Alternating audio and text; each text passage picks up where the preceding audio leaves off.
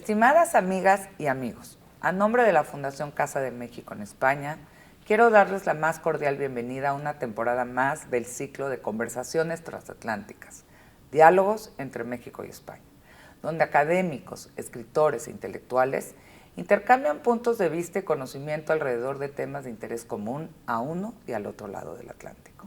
En esta edición nos complace contar con la colaboración de nuestro querido amigo Luis García Montero, escritor y director del Instituto Cervantes, una de las instituciones culturales más destacadas de Iberoamérica. Bajo el título Desconquista y Fraternidad, a lo largo de esta serie y desde el punto de vista de destacados ensayistas, narradores y editores, abordaremos los vínculos que nos unen en el plano intelectual y artístico. En esta primera sesión, Luis García conversará con Jorge Volpi, autor de La invención de todas las cosas, una exploración ambiciosa sobre la ficción como el elemento constitutivo de la humanidad. En su más reciente libro, Volpi argumenta que toda nuestra realidad, desde el Big Bang hasta la inteligencia artificial, está construida por ficciones abarcando religiones, mitos, ciencia, política, arte y relaciones personales. Estoy segura que este diálogo será de su interés. Sean ustedes bienvenidos. La verdad es que es un gusto estar aquí en la Casa de México y poder colaborar desde el Instituto Cervantes a mantener estos diálogos transatlánticos. Yo he tenido ya la posibilidad de disfrutarlos y espero que, del mismo modo que suponían una apuesta de mucho interés y mucho rigor cuando los llevaba Jorge, pues ahora podamos mantener el sentido de estas conversaciones. Yo voy a hablar con él y le voy a preguntar de asuntos que están relacionados con el último libro del que hablaba Jimena, La invención de todas las cosas. Pero antes también quiero plantearle algún asunto que tiene que ver con su propia realidad literaria, intelectual. Jorge tiene 10 años menos que yo. Yo soy 10 años mayor y he tenido la posibilidad desde hace tiempo de seguirlo y de seguirlo con mucho interés y de ver en él las cosas que me interesaban de la cultura mexicana y la manera también de relacionar las inquietudes de los caminos que se iban abriendo en México y en España con las gentes de mi edad o un poco mayor del protagonismo más joven en un diálogo generacional. Bueno, ya saben que no hace falta presentar a Jorge. Él se dio a conocer muy pronto en España a través de premios como el Premio Alfaguara, como el Premio Biblioteca Breve. Ganó el Premio Alfaguara en 2018 por una novela criminal. El Biblioteca Breve lo recibió por otro libro, En busca de Cleanser. Y bueno, él ha sido director del Centro de Estudios Mexicanos en España, de la UNAM. Hemos tenido la posibilidad desde el Instituto Cervantes de colaborar con él y de consolidar proyectos de colaboración entre la UNAM y el Instituto Cervantes. Saben ustedes que la cultura en español tiene un suelo de 500 millones de hablantes nativos y que México es el país con más millones de hablantes nativos en español. España solo tiene el 9% de esos 500 millones de hablantes y en ese sentido la colaboración con México, con Colombia, también con Estados Unidos, donde hay 65 millones de hablantes nativos de español, pues fue una tarea prioritaria desde su fundación para el Instituto Cervantes. Y bueno, la mejor manera de consolidar esa relación y de trabajar juntos fue la relación con la UNAM y ha sido de mucha valía la ayuda de Jorge como director del Centro de Estudios Mexicanos en España de la UNAM. Ahora es el director del Centro de Cultura Contemporánea de Conde Duque y esperamos seguir trabajando con él. Pero antes de hablar de la invención de todas las cosas, para marcar el sentido de nuestra conversación, que tiene que ver también con el sentido de nuestra amistad, yo quería empezar por preguntarte, tú hiciste el doctorado en la Universidad de Salamanca. ¿Qué significó para ti venir de México a estudiar en un centro español como la Universidad de Salamanca? Y si piensas que esa posibilidad de estudiar en otro país ayuda a comprender las relaciones que hay entre instituciones mexicanas e instituciones españolas. Bueno, muchísimas gracias, querido Luis. Muchas gracias a todas y a todos por acompañarnos. Gracias, querida Jimena, una vez más por recibirnos. Y para mí es como un juego de espejos fascinante. Antes era yo el que hacía las preguntas y en el ciclo pasado de Conversaciones Transatlánticas estábamos en este mismo espacio con Luis y con Rosa Beltrán y yo haciendo de moderador. Entonces ahora yo no ser el moderador me causa cierta ansiedad. Yo quiero preguntarle cosas a Luis, pero ahora se han invertido los papeles y me emociona mucho estar con Luis García Montero, un escritor y poeta al que siempre he admirado y además tenemos ahora sí ya muchos años de amistad y luego estas vueltas de la vida colaborando entre la UNAM, el Cervantes, ahora con De Duque y seguramente siempre en Casa de México. Así que muchísimas gracias, Luis. Bueno, para mí fue clave. Yo creo que si identifico ciertos momentos en donde mi vida cambió drásticamente, uno de ellos es cuando finalmente decido venir a estudiar el doctorado a Salamanca. Que la decisión fue un poco casual y se la debo a mi gran amigo, que también fue amigo de Luis, a Ignacio Padilla, este gran escritor mexicano que murió hace ya varios años en un accidente de automóvil y que era uno de mis mejores amigos y compañero de muchas aventuras literarias. Nos habíamos conocido en la escuela preparatoria junto con otro amigo que también es muy amigo de Luis, Eloy Urroz. Habíamos creado un grupo literario juntos al que llamábamos el Grupo del Crack, lanzamos un manifiesto literario juntos y después de eso todos decidimos estudiar posgrados de literatura en distintas partes. Eloy se fue a la Universidad de California en Los Ángeles, Ricardo Chávez se fue a Nuevo México, Pedro Ángel Palou decidió hacerlo en México mismo, pero en el Colegio de Michoacán, él siendo de Puebla. Y Ignacio se fue a estudiar la maestría en la Universidad de Edimburgo. Y después de eso, él mandó varias solicitudes a distintas universidades en España para estudiar el doctorado y finalmente fue Salamanca la que lo acogió primero a él. Y yo recuerdo un primer viaje a Salamanca, que fue la primera vez que vine a España, año 1995, a visitar a Nacho en Salamanca. En ese momento él tuvo muchas casas en Salamanca, no se quedaba nunca en la misma, y en ese momento tenía una que daba al Tormes. Y fue la primera vez que me quedé en Salamanca, y desde que me quedé ahí con él, dije, quiero hacer lo que sea necesario para estar aquí también. Pedí becas del gobierno mexicano y del gobierno español y ya desde entonces me dieron las dos. Así que yo creo que esa doble nacionalidad que terminé por adquirir ya estaba ahí presente desde el financiamiento del doctorado. Y fueron 3 años clave en mi vida en muchos sentidos. Por un lado, por supuesto, creo que no solo en España, sino cambiar de país en esos momentos de formación es algo crucial. Luego, desde la UNAM aquí, nos dábamos cuenta justamente cómo España se convertía en el primer lugar de movilidad para estudiantes mexicanos y para investigadores mexicanos, y solo en doctorado en el segundo lugar después de Estados Unidos. Así que, en realidad, cómo eso puede cambiar la vida drásticamente de las personas. Creo que no hay nada más saludable que huir del propio país y del propio lugar de comodidad y sobre todo huir del nacionalismo propio para verse uno desde fuera y más todavía con España, con quien tenemos esta larga historia compartida.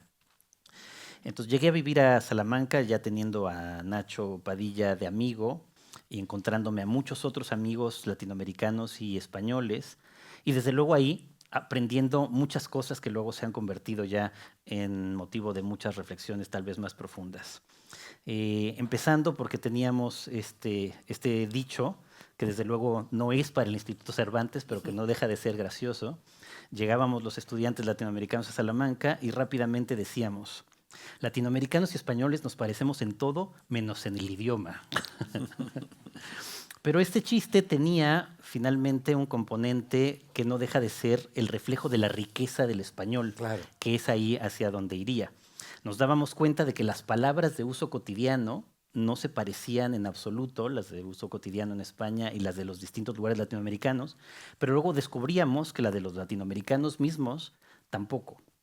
Yo también cobré conciencia de ser latinoamericano en Salamanca, porque los mexicanos en general, por lo menos a lo largo de todos los últimos años, siempre hemos tenido la tendencia, que ahora hemos visto que puede resultar funesta, de ver solo hacia el norte, de ver solo hacia Estados Unidos y no hacia el sur, hacia el resto de América Latina. En mi época yo no conocía latinoamericanos más que exiliados que habían estado en México, pero un mexicano normalmente nunca viajaba ni siquiera para hacer turismo hacia América Latina. De pronto, mi encuentro con América Latina y con España fue simultáneo en Salamanca. Es como si en Salamanca se pudiera unir justamente todo ello y además en la primera universidad española y en una de las primeras universidades del mundo. Entonces, ese momento fue clave. Descubrir los vínculos con España y los vínculos con América Latina. Y luego para mí fue clave, ahí escribí En busca de Klingsor, esta novela que luego ganó, estando yo todavía estudiando el doctorado, el premio Biblioteca Breve, y me hizo darme cuenta de lo que significa ser mexicano, de lo que significa ser español, de lo que significa ser latinoamericano, y de cómo todas estas ficciones en realidad no son excluyentes, y eso es quizá lo más importante al hablar del nacionalismo. Cuando el nacionalismo se vuelve excluyente y es solamente para diferenciarse del otro, se convierte en una ficción criminal que son las que estamos viviendo, sobre todo en esta época. En cambio, cuando uno reconoce que puede tener múltiples identidades y que puede encontrar en los otros también ese diálogo de múltiples identidades, es cuando yo creo que se establece una riqueza enorme. Sí, y la verdad es que es una riqueza que, por ejemplo, ha marcado la relación entre México y España. Y bueno, marcó las relaciones en la época de la República y de los años 20. Yo ahora estuve en Nueva York inaugurando el Festival Flamenco de Nueva York y recordando el concurso de cante jondo que Manuel de Falla y Federico García Lorca organizaron en Granada en 1922. Y me acordé de un libro de Alfonso Reyes, La Saeta, que escribió trabajando aquí en la Embajada de México, porque acompañó a Falla y a Federico García Lorca a Sevilla en busca de los orígenes flamencos de la saeta. Y comprendió perfectamente la obsesión que tenía Falla y García Lorca por buscar la saeta verdadera, porque él acababa de publicar La visión de Anáhuac, donde estaba intentando encontrar el sentido de la poesía primera indígena frente a cualquier falsificación posterior, ¿no? Y hubo unas relaciones muy estables que después justificaron la solidaridad de Alfonso Reyes, de Lázaro Cárdenas, de los intelectuales con los republicanos españoles.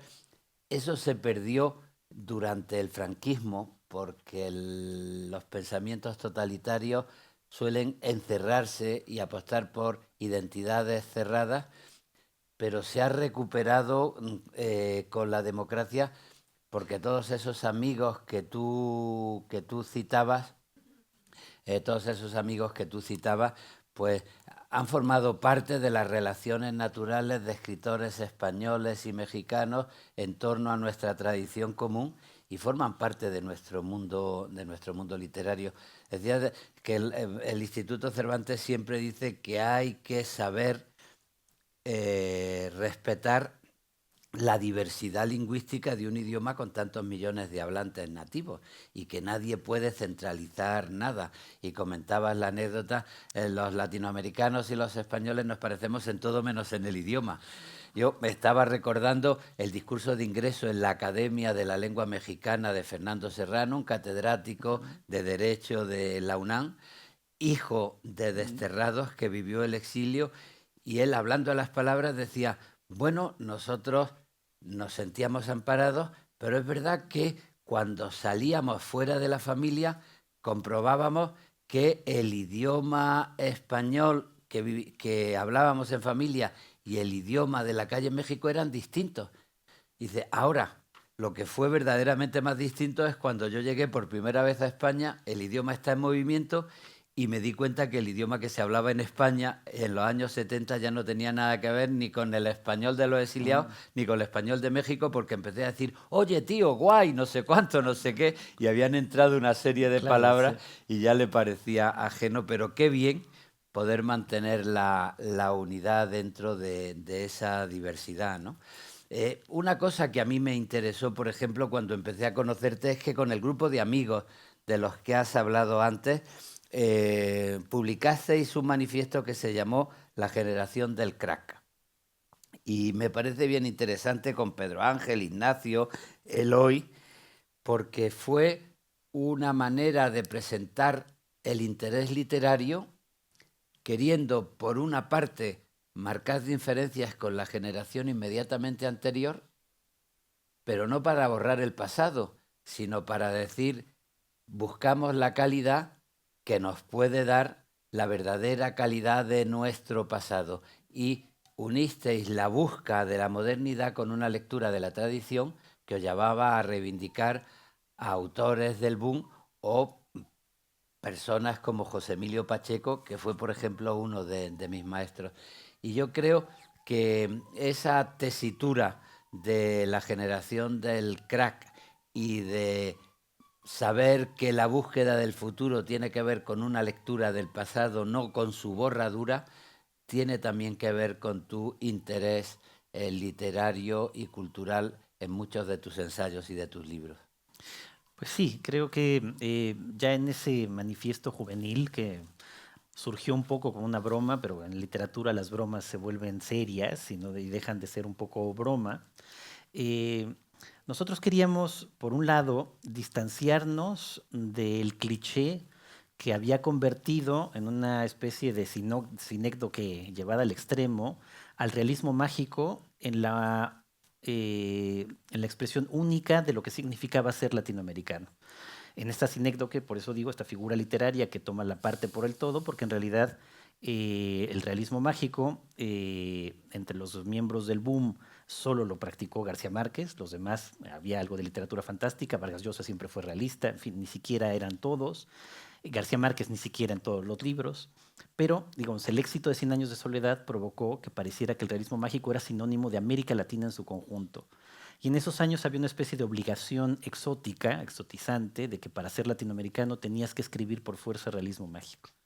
Y nosotros lo que queríamos no era, como bien lo dices, Luis, en ninguna medida ni criticar ni borrar al boom o al realismo mágico, que admirábamos enormemente, eran nuestros maestros y lo siguen siendo, sino tratar de regresar a ese impulso del boom, que precisamente a lo que se opuso siempre fue a la literatura nacionalista cerrada de cada uno de sus países, en aras de una literatura internacional que fuese sobre todo en español, con vínculos entre todos los países y con vínculos también con la propia España, que en esa época todavía estaba bajo la dictadura de Franco, pero que mantenían relación con muchos de los escritores que estaban aquí en la península también. Y yo creo que esa debe ser un poco, sí, la mirada hacia el pasado.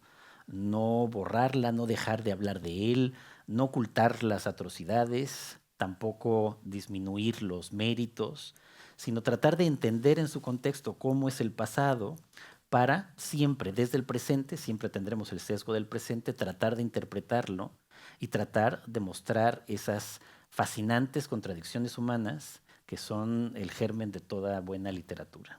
Sí. En ese sentido, a la hora de recuperar el pasado, pues también me gustaría, pero voy a pasar de largo, agradecerte como poeta la atención que siempre has tenido a la poesía. Por ejemplo, no hablar solo de un maestro como Sergio Pitol, sino también analizar qué significó el magisterio de Jorge Cuesta, por ejemplo, y de una poesía de carácter muy punzante. Pero como también quiero dejar después espacio para el diálogo en la sala, Paso de la preocupación por el pasado a algo que caracterizó también tu personalidad, que fue desde un principio y desde la literatura plantearte la mirada a la historia, la interpretación de la historia, la responsabilidad social y sus relaciones con el lenguaje y con la creación, ¿no? Recuerdo algún ensayo tuyo como La imaginación y el poder, que era una reflexión intelectual sobre el 68, o como La guerra y las palabras, una historia intelectual que hablaba de la revolución zapatista, ¿no? Y te interesó mucho que la cultura fuese también una capacidad de interpretar el pasado y de comprender lo que las palabras ponían en juego en la interpretación del pasado. Y eso me parece que tiene mucho que ver con parte de tu narrativa. Pues sí, y creo que he tratado de entenderlo mejor, sobre todo en este último libro, en La invención de todas las cosas, diciendo que la historia es también un género de ficción, en el sentido de que los seres humanos en realidad todo lo convertimos en ficciones, no porque la realidad no exista, no porque no estén ahí los hechos, no porque no estén ahí los datos, sino porque a la hora de interpretarlos, necesariamente el cerebro humano los completa, los enriquece y los reinventa y los convierte, por lo tanto, también en ficciones. Y siempre que los seres humanos hacen esto, esas interpretaciones también es muy fácil que adquieran también sesgos políticos, es decir, que eso que se interpreta busca un objetivo en particular. Y eso es lo que me ha encantado analizar tanto en ensayos como los que han mencionado, como en novelas. O sea, la manera como decía ya Michel Foucault, el saber engendra siempre cierto poder y cómo la tensión entre saber y poder está ahí todo el tiempo.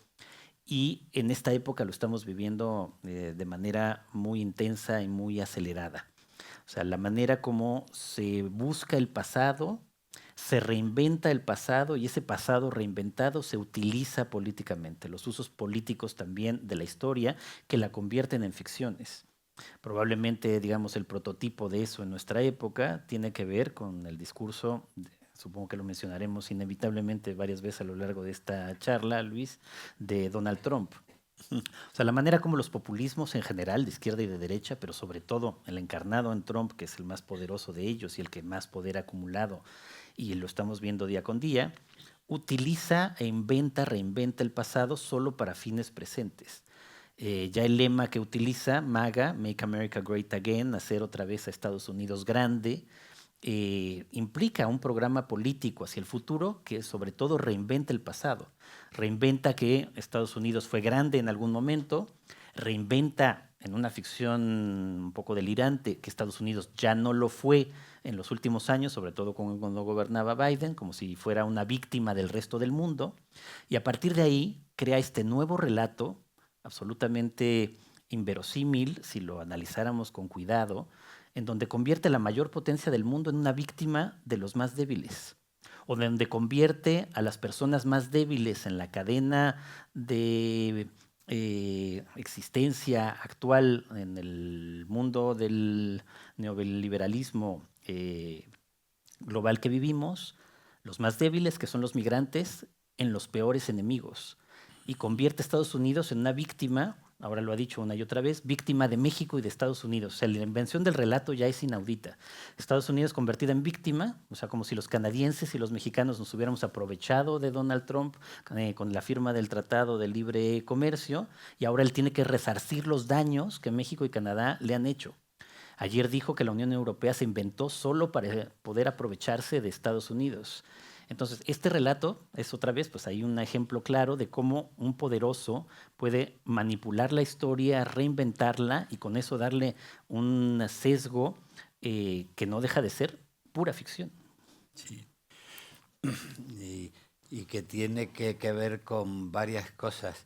En primer lugar, yo he estado ahora recientemente en Estados Unidos reuniéndome con parte del cuerpo diplomático latinoamericano, con responsables de departamentos de español, muy preocupados por las agresiones que de manera tan clara está haciendo contra lo hispano, ¿no? Y bueno, a partir de analizar muchos detalles, pero uno siempre vuelve al pasado. Tú que empiezas la invención de todas las cosas diciendo, a fin de cuentas, toda historia es un artificio, porque depende de nuestra interpretación. Yo cuando veo a Trump me acuerdo de un lingüista, filólogo, filósofo norteamericano, Noam Chomsky, que dice, la mejor manera de ocultar los problemas internos es buscarse un enemigo en el exterior. Y en ese sentido es verdad que la realidad norteamericana de hace años está haciendo que se degraden y se empobrezcan mucho las clases medias y las clases bajas, y más que analizar qué están haciendo millonarios como Donald Trump, pues conviene mucho decir que los mexicanos y los españoles somos un problema. Sí. Eso por una parte. Pero por lo que tú planteas, dice que, y después volvemos al libro, también yo recuerdo al estudiar Suave Patria de López Velarde, o al estudiar El exilio y ver el comportamiento de Lázaro Cárdenas de solidaridad con el exilio español, pues uno de pronto descubre, no se trata de ocultar el pasado, tenemos una historia compartida. Y no nos engañemos, esa historia compartida nos da muchas ventajas. Ahora el verdadero enemigo son los yanquis, que fue un poco el argumento que Lázaro Cárdenas hizo para apostar directamente por el exilio español, y que López Velarde extendió en el contexto que dio después lugar a Suave Patria, ¿no? ¿Tú crees que este tipo de autoritarismo legitimista contra lo hispano, por ejemplo, el director del observatorio del Instituto Cervantes en los Estados Unidos, Francisco Moreno, fue director de Harvard, y en uno de sus libros, Los Hispanos Unidos de América, nos cuenta que esta consigna viene de lejos. Cuando se anexionaron los Estados Unidos Texas y cubrieron territorio que podía pertenecer a México, lo primero que hicieron fue crear un rito. Un ataúd se ponía en un colegio, los niños que tenían la lengua materna, el español, escribían palabras en español, llenaban con papeles escritos en español el ataúd y lo enterraban en el patio del colegio para decir que había que enterrar lo hispano para imponer el English only, ¿no?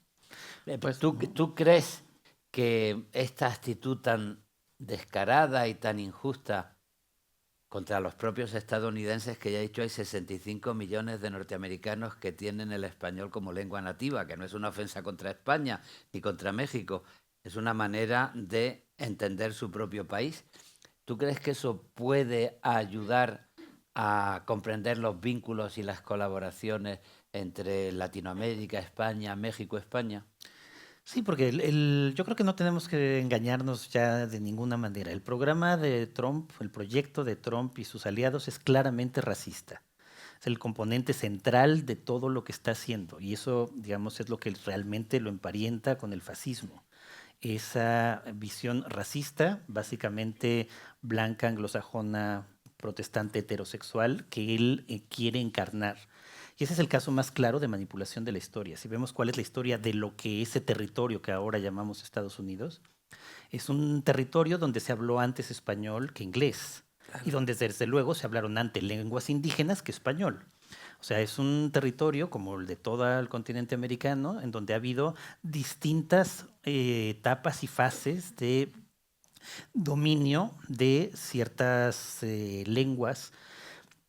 Y lo que está haciendo Donald Trump es cancelar por completo primero la historia indígena y luego la historia de quienes hablaron español en ese territorio.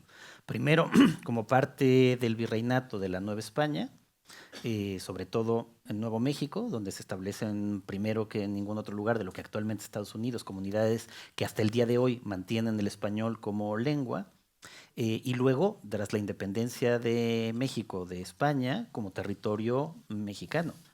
Y lo que está haciendo Trump es queriendo borrarlo por completo. Acaba de aprobar con una de sus múltiples órdenes ejecutivas convertir el inglés en idioma oficial. Estados Unidos nunca había tenido un idioma oficial, precisamente porque asumía la diversidad lingüística que tenía un país, sobre todo de inmigrantes, como siempre lo fue Estados Unidos, y ahora esto es un elemento claramente racista y sobre todo en contra de la población de estadounidenses, muchos de los cuales lo votaron, impidiendo o queriendo impedir el uso del español en términos oficiales, borrar el nombre de México del Golfo, pues es absolutamente significativo, o sea, ¿por qué quiere eliminar la palabra México del Golfo, llamarlo Gulf of America, es decir, Golfo de Estados Unidos, si lo traducimos correctamente, pues es claramente racista?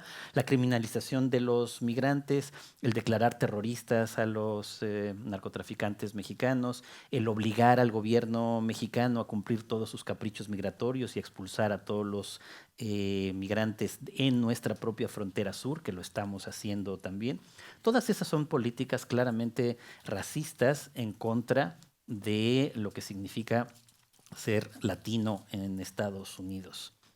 En los últimos años, en efecto, hemos visto también cómo de manera paradójica hubo un enfriamiento en las relaciones entre México y España, a la que luego, si quieres, nos referimos, porque en efecto, todos los regímenes populistas buscan en un momento u otro un enemigo externo, y hace unos años parecía que España podía encarnarlo. Pero no era más que otra ficción, porque España, la España moderna, no tiene ningún grado de enemistad con el México contemporáneo. Y en cambio ahora, como bien dices, Luis, estamos viviendo una amenaza que no es ficticia, estamos viviendo una amenaza real todos los días por parte de Trump, no solamente contra México, aunque México es su principal enemigo simbólico, sino ahora también contra buena parte de los que eran sus aliados. Su animadversión frente a Canadá, que los canadienses no entienden en absoluto, su odio hacia la Unión Europea y todo lo que encarna la Unión Europea, expresado ahora muy claramente con la manera como recibió a Zelensky o la manera como Vance se burló una y otra vez de los líderes europeos, primero estando aquí y luego desde allá. O sea, hay una intención clarísima de reconfigurar el orden mundial hacia un orden autoritario, que en América Latina, por otro lado, de parte de Estados Unidos, siempre lo hemos padecido. Y yo creo que eso abre, desde luego, un buen momento para revisitar desde México cómo ha sido nuestra relación reciente con España y darnos cuenta de que en realidad los vínculos que tenemos son infinitamente más ricos y más poderosos que el uso político del pasado, cuando tenemos un presente en el que los dos, la Unión Europea por un lado y México por el otro, estamos siendo constantemente amenazados ahora desde Estados Unidos. Sí, a mí, cuando revisas esa parte de la historia, en la invención de todas las cosas, yo me identifico mucho, primero porque indagas en la dimensión simbólica de las palabras, y en las palabras caben muchas cosas, y después porque al final del siglo XX, al principio del siglo XXI, hemos recorrido un camino, tú lo planteas en las páginas que le dedicas a Voltaire y al camino que va hacia la Ilustración, donde lo que te acaba identificando es el respeto a los derechos humanos. La declaración, entonces se llamaba la Declaración de los Derechos del Hombre. Ahora, como vamos avanzando y somos inclusivos, pues no decimos la Declaración de los Derechos del Hombre, sino de los seres humanos, para integrarnos todos. Y me interesa mucho la manera con la que recuerdas la época de la conquista, la relación de Cortés con Carlos V, porque, por una parte, no se trata de pintar un paisaje paradisíaco como si no hubiera ocurrido nada y no hubiera ninguna violencia en un episodio histórico. Lo que pasa es que es una violencia de 1492, 1500, siglo XVI, y esa violencia es lo que ha caracterizado la historia del ser humano hasta las bombas atómicas de la Segunda Guerra Mundial, ¿no? Sí. Y en ese sentido, los que seguimos defendiendo el camino hacia la Declaración de Derechos Humanos, no tenemos por qué cerrar los ojos a las cosas que significaron violencia, como han significado violencia tantas y tantas cosas a lo largo de los siglos. pero quizá lo que sí conviene es una conversación para ver todo lo que se ha ido avanzando juntos para llegar a unas sociedades que más que el espíritu de conquista, más que el espíritu de predominio, lo que quieran es la convivencia en democracia. Y eso abre unas posibilidades de diálogo entre México y España, eh, entre España y Latinoamérica, muy importantes, entre Europa y Latinoamérica, muy importantes en el mundo de hoy, ¿no? Sí, por supuesto. Toda la historia, las historias de todos los lugares del mundo, de todas las sociedades, están llenas de infinitas violencias. Los seres humanos somos los primates más violentos. Somos mucho más violentos que los chimpancés, que son de por sí bastante violentos. Y esa violencia que está inscrita en buena medida también en nuestros genes, la hemos ido llevando a lo largo de toda la historia a esta manera territorial que tenían ya también los primates y los chimpancés de estar peleando por ciertos territorios. Y no hay que escatimarla, o sea, tenemos que reconocer los infinitos episodios de violencias distintas que se han vivido y tratar de entenderlos desde una perspectiva presente. Otra cosa es el uso político de identificar esas violencias. Otra es traer al presente las violencias del pasado para obtener un rédito político, que eso es lo que se suele hacer en esta época.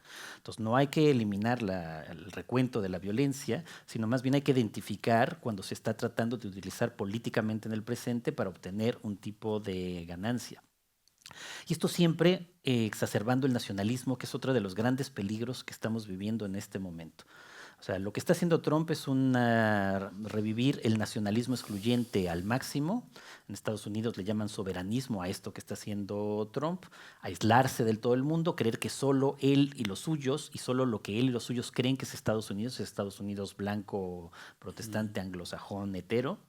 Eh, Todo lo demás no vale lo mismo y por lo tanto se puede utilizar cualquier tipo de fuerza. Estados Unidos siempre la ha ejercido, ahora la está ejerciendo de otra manera. No violencia militar, sino, por ejemplo, la amenaza de aranceles y de sanciones comerciales para todo el mundo. Ese nacionalismo extremo de Trump lo que está provocando, por supuesto, es el auge ahora de nacionalismos en los lugares que están siendo agredidos. Y lo estamos viendo. Canadá, que es un país que nunca se caracterizó por un gran amor a la bandera ni por un nacionalismo muy militante, ahora está apareciendo. En México, el domingo pasado, tuvimos en el Zócalo pues, un gran acto de nacionalismo, que no era otra cosa más que un despliegue del himno y la bandera. Hasta la Unión Europea está considerando, digamos, unas medidas nacionales porque se ven amenazadas frente a esto.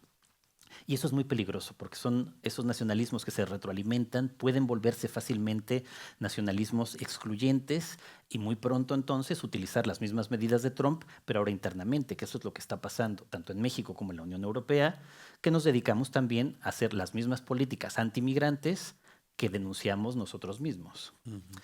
Eh, y por eso voy a ir aquí hacia un poeta, para además ir hacia tu lado, Luis. Jorge Cuesta, que tanto nos gusta, al que yo le dediqué una novela. No solo era un gran poeta mexicano de los años 30, que tuvo una vida terriblemente trágica, sino también fue uno de los analistas políticos más importantes de su momento. Y ya desde esa época, él y todo su grupo, el grupo de contemporáneos, estaban en contra de ese nacionalismo mexicano tan militante. Y a ellos justamente los acusaban de no ser militantes nacionalistas. Y como no eran nacionalistas, los acusaban de afeminados, porque el nacionalismo ve lo viril como metáfora. Y si no eres nacionalista y viril, entonces tendrías que ser afeminado como los caracterizaban a ellos, muchos de los cuales eran homosexuales en efecto. Cuesta no, por cierto. Y Cuesta muy claramente dice, o sea, lo terrible de los nacionalismos que estamos importando, por ejemplo el mexicano, es que no nos damos cuenta de que el nacionalismo también es una invención europea.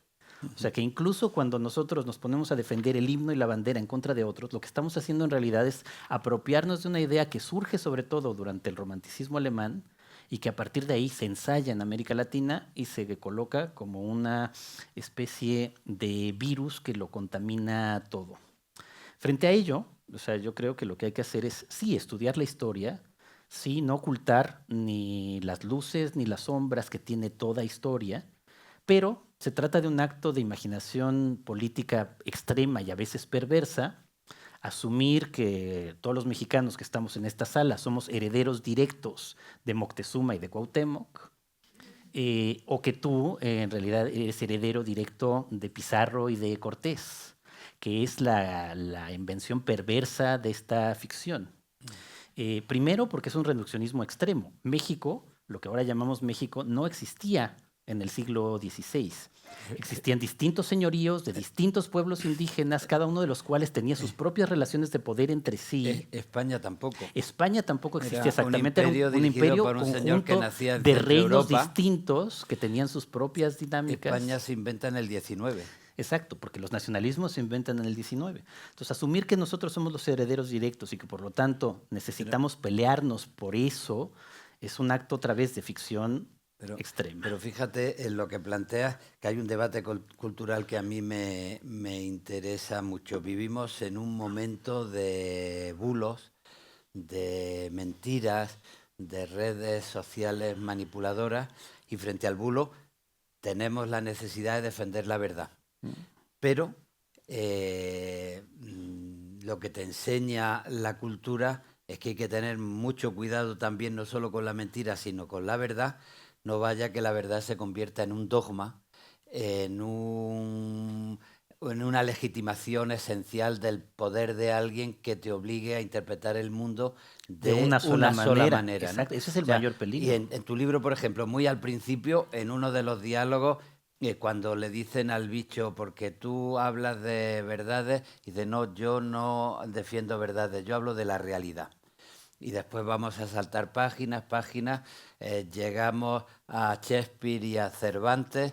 La cultura y los personajes de Shakespeare son una manera de descubrir la autoconciencia, y la autoconciencia tiene que ver con la gran propuesta cervantina, dejar la verdad a la intemperie, porque como tú dices, lo que hace Cervantes con el Quijote es decir que desde este momento la realidad y la ficción van a ser inseparables, porque la autoconciencia lo que te dice es que te venden muchas verdades que son ficciones que quieren legitimar un papel determinado, ¿no?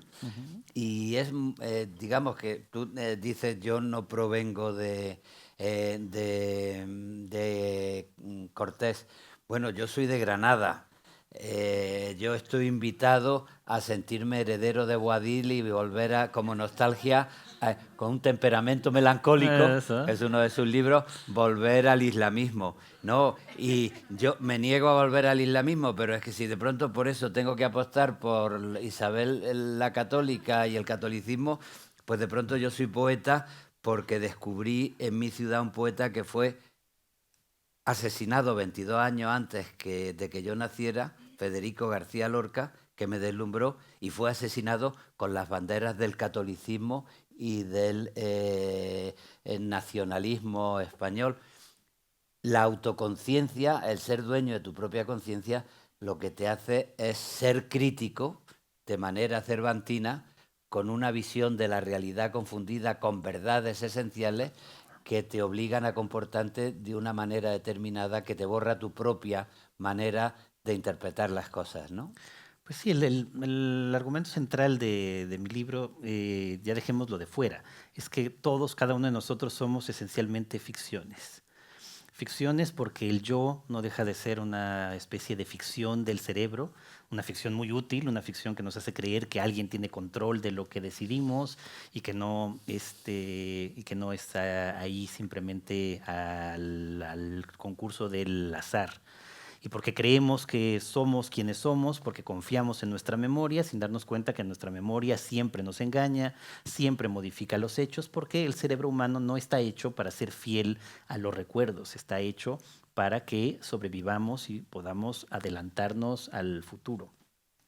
Nos forman ficciones. ¿Por qué uno cree en lo que cree? ¿Por qué uno se siente lo que se siente? Si uno se lo pregunta, siempre va a llegar a que en realidad en algún momento tus padres, el entorno, la escuela, los medios, las redes, te inoculan con ficciones y en algún punto alguna de esas ficciones se convierte en una convicción tuya. Eso no le quita mérito a que uno tenga principios y a uno que tenga convicciones, Pero también creo, y esa es la conclusión final del libro, que uno debería sospechar que todas esas convicciones también son ficciones y que por lo tanto todos los otros tienen otras ficciones y que todas las ficciones por lo tanto deberían ser igualmente respetables. Y que en esa medida en que uno respeta las ficciones de los otros, también puede a veces compartirlas y por lo tanto que no tenemos una identidad fija, sino que nos conformamos de identidades múltiples. Y eso hace que no sea un juego de suma cero. No es uno más español por ser menos y menos mexicano o más mexicano y ser menos español, sino que se puede ser como el gato de Schrödinger, que está vivo y muerto al mismo tiempo. Uno puede ser español y mexicano, o español mexicano y francés, o español mexicano y árabe, o español y mexicano y marroquí al mismo tiempo. Y fíjate que ahí yo también recuerdo otra conclusión de tu libro, porque una muy importante es el respeto a la diversidad. Existen distintas aficiones y para convivir en una ilusión de lo común hay que respetar la diversidad. Pero otra conclusión que a mí también me hace falta y que también dedicas algunas reflexiones en el libro, es decir, no todas las ficciones son iguales. Todos somos ficción, pero la ética es una ficción y no todas las ficciones son iguales. Hay ficciones que te invitan a legitimar un genocidio y una violencia sobre el otro y ficciones que lo que te invitan a respetar la vida del otro, la dignidad del otro y buscar una convivencia basada en los derechos humanos. Y Exacto. eso es importante también tenerlo en cuenta, que si todo es una invención cultural y es una ficción, también nuestra autoconciencia nos debe ayudar a comprender que no todas las ficciones son igualmente éticas y que tenemos una responsabilidad sobre nuestra propia ficción. Sí, por supuesto, esto no implica decir que la realidad no existe, ¿no? La realidad, yo creo, sí existe, está ahí, estamos aquí afortunadamente en Casa de México y estamos dialogando y por eso, porque la realidad existe, nosotros la reinventamos con la imaginación y con las ficciones. Pero eso también hace que, mientras que todas las mentiras son ficción, no todas las ficciones son mentira. Mentira es justamente aquella ficción que se desentiende voluntariamente la mayor parte de las veces, a veces de manera inadvertida, de lo real, que escapa por completo de los datos que sí te proporciona la realidad para obtener otro objetivo. Entonces, lo que dice Trump no son solo ficciones, son directamente mentiras.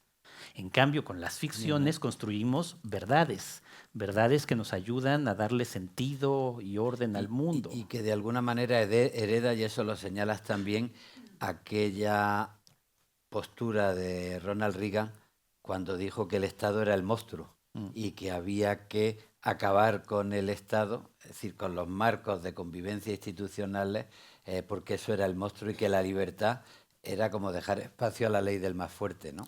Bueno, y eso en Trump otra vez está llevado justamente al extremo.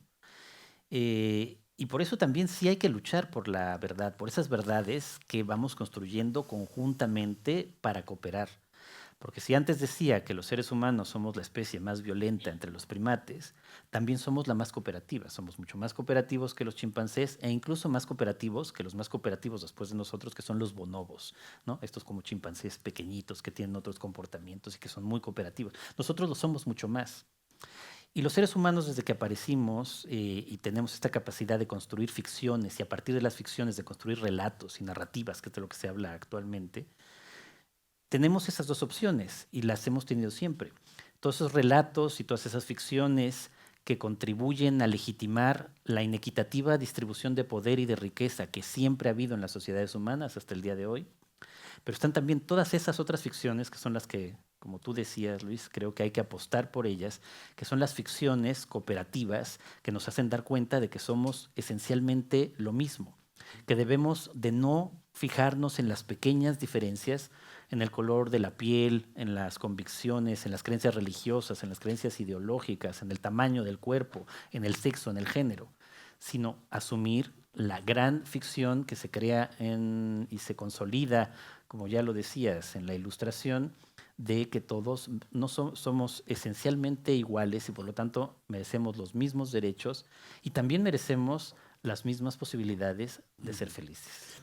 Quiero darle las gracias a Jorge porque me interesa y creo que es fundamental reivindicar el papel de la cultura, del pensamiento crítico cultural, de las ficciones culturales, en una época como esta, donde hay tanto interés en manipular, en imponer mentiras, pero también en legitimar la verdad como si fuese un dogma intocable al servicio de cualquier poder, ¿no? Quería citar un libro de Rodolfo Walsh, Operación Masacre, un libro de 1957. Walsh fue uno de los desaparecidos en la dictadura argentina, un intelectual crítico al que recuerda Jorge, y hay unas palabras que hago mías para defender una vez más la capacidad de la cultura para tender puentes culturales en favor de esas ficciones que tienen que ver con una ética de los derechos humanos. Y me parece que es una reflexión muy actual. Jorge, en una era en la que quienes deberían decir la verdad no paran de mentir, gobernantes, periodistas, fiscales, jueces y policías, casi parece natural que sean los escritores de ficción quienes se preocupen por perseguir la verdad. En esa estamos. Muchas gracias, Luis.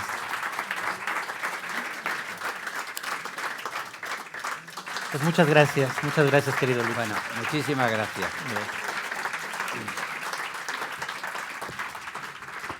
Qué bien. Muy bien.